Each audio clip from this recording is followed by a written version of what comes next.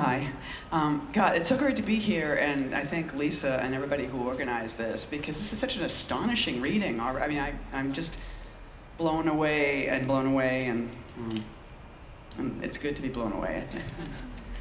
So I am reading sort of an accidental poem, which is to say that I have a folder on my desktop, and when I come upon something that somebody sends me or comes to me, and I think I should really read this, and I don't, I stick it in this folder called Reading, and things just live there for as long as I have that computer. And so I was looking through it maybe about 6 months ago, and I came upon this poem, and I was like, how did I get this poem?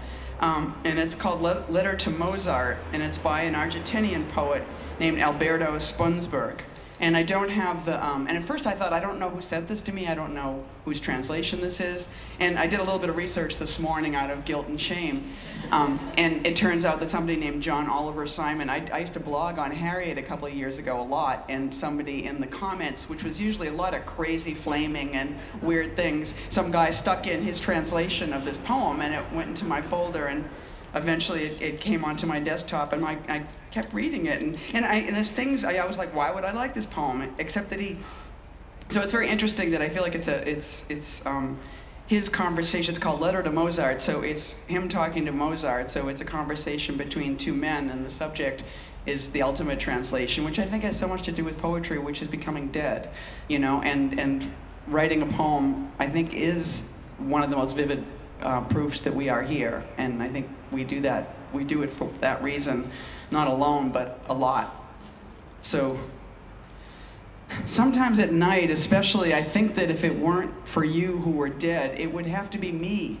No help for it, because time, this stream of memories or ocean in between, always keeps us from sharing the same table, the same darkness before dawn, the same walk by a river, this river, any river, whether the Rhine I've never seen, or this La Plata, the widest in the world, where I cast my lines only to come up with catfish, as poor and dark as everything of ours. There are differences between us, and I believe we should leave them that way.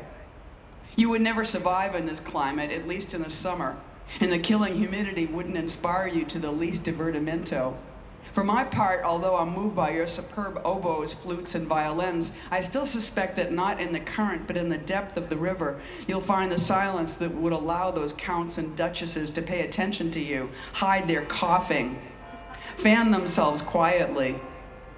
On the other hand, all we pull up from the bottom of the river are catfish and crabs, though sometimes they have their hands tied behind them, and their eyes swollen with terror. That may be why my friends and I are so fiercely animal, that not even your infinite symphonies can tame us. We're resentful, Herr Wolfgang, and nobody from these countries can forgive you that you defined your life at the age of 4 by sitting down at the piano forever. Sustain my heart, growing grass, untiring ant, any bird. Sustain my heart, afternoon air, air that sustains the bird, siesta air. Clouds, fate of the clouds with the last light along their edges, clouds, rising wind. Sustain my heart, I sigh, still barely a wind. My heart, sustain it looking. Curve of your eyelashes, why do I remember, serious, barely blinking. Sustain my heart, sustain it. Make a nest with your breasts for it. Warm it with your cheeks, infect it with your touch. Keep it in the night as if it were on earth, this other flesh, this other body, closed mouth which only roots can enter, and the rain, and the dead, and the dearest dead.